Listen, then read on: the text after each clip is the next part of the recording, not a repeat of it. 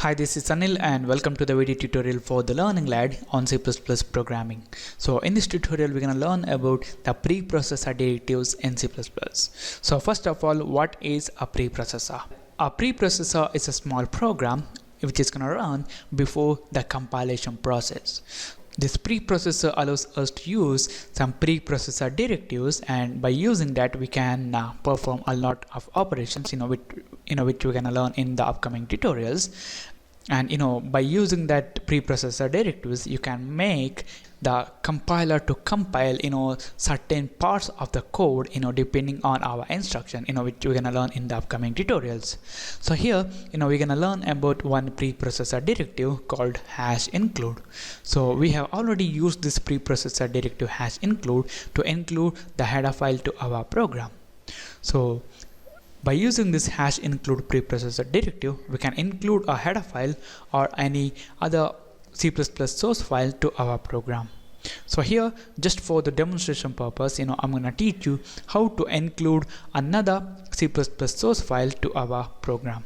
Alright, first what we're going to do is in our project preprocessor directives, under this source folder, I'm going to select that and then go to this file and new, and I'm going to create a file, and I'm going to select C or C++ source and click on this go, and then I'm going to click on this next, and then I'm going to select C++ next, and here we need to specify the file name with a full path.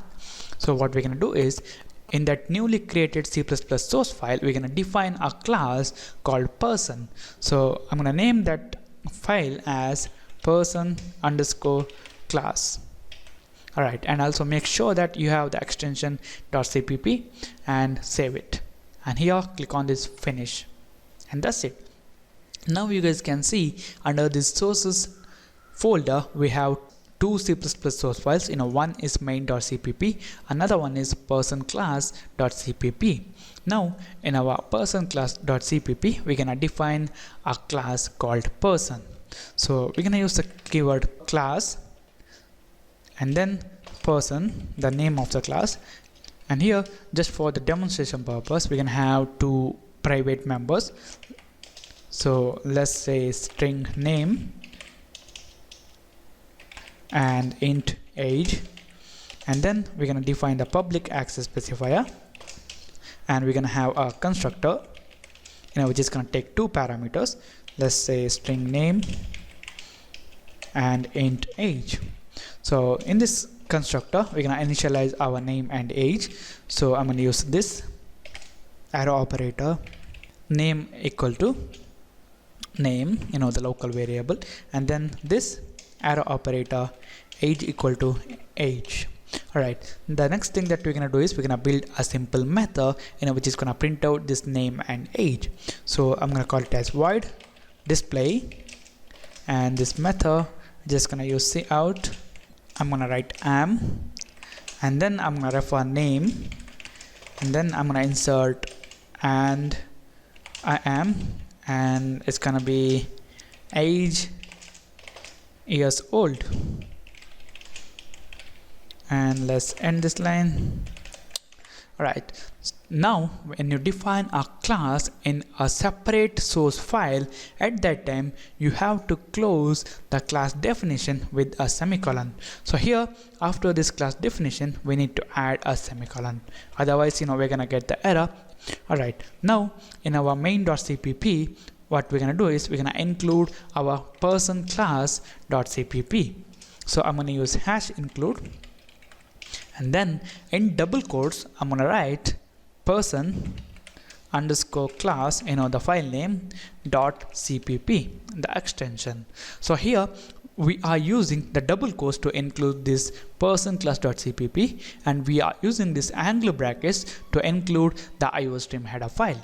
So what is the difference between this? So the difference is the way the preprocessor is going to search for these files. So when we use this angle brackets, the C++ is going to search for this file iostream in some special directories that are defined by the creator of the compilers. And when we use this double quotes, the C++ preprocessor is going to search for this file first in the folder where we have created our project. So here the C++ is gonna search for this file person_class.cpp first in this sources folder, and if it is not present here, then it's gonna search in the other directories, in the other specific directories. And here normally we use this angle brackets to include the standard header files, and this double quotes to include the user defined source files.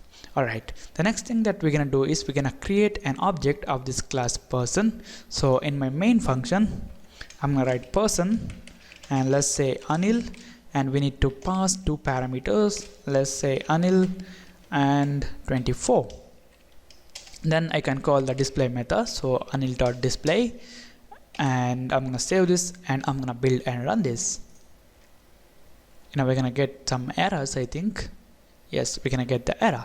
So I'm gonna open up the logs, and it says string does not name a type.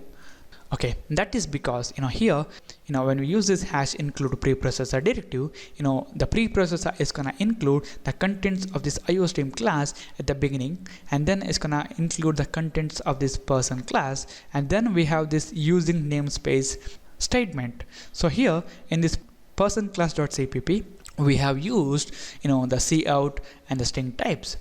These are defined inside this std namespace, and that's why we are getting the error. So what we can do is we can cut this statement and paste it here after the inclusion of this IOStream header, and now if I build and run this, we're not gonna get any error, and you guys can see I'm Anil and I'm 24 years old. So a preprocessor is a software or a small program which is going to run before the compilation process, and we can use this hash include preprocessor directive to include the header files and some source files to our program. So thank you for watching, guys. Don't forget to subscribe, and I'll see you in the next tutorial.